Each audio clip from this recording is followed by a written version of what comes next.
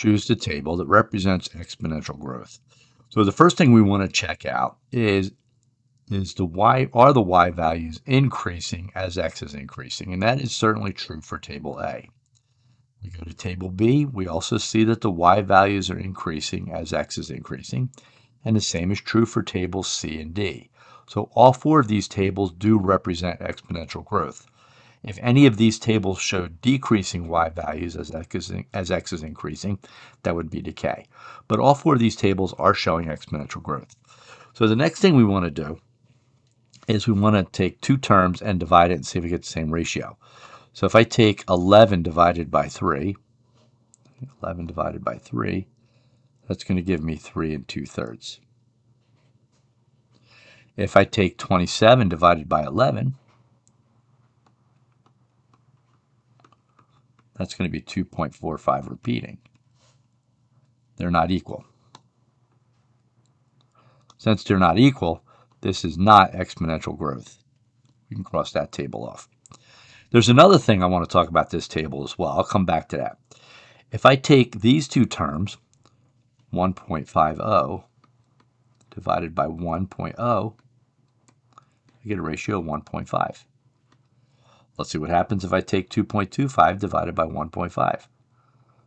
2.25 divided by 1.50 is also 1.5. They're equal. So this could be exponential growth. And even if I go here, if I take 7.59 and divide it by 5.06, that also has a ratio of 1.5. So this is true all the way through. Each term has a factor of 1.5. So B is going to be the correct answer. What that means is that if I take 1.00 multiplied by 1.5, I get 1.50. If I take 1.50 multiply that by 1.5, I'm going to get 2.25.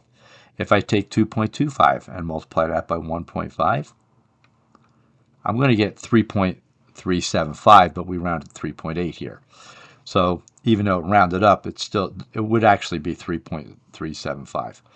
And the same is true all the way through. So this shows exponential growth. There's one more thing I want to mention. Let me just clear this out. In our general equation, we have y is equal to a times b raised to the x power, where a is your y-intercept. You'll notice here that the y-intercept is 0 for both of these. If I have a is equal to 0, no matter what b to the x is, that is always going to be 0.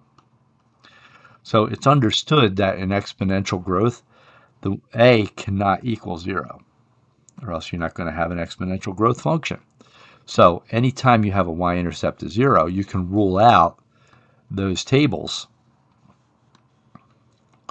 because that's not exponential growth. The y-intercept a cannot equal 0 in an exponential growth function. Either way, through all this work, we've determined that the correct answer is B, because this is the only one that has a constant factor multiplying each of these terms.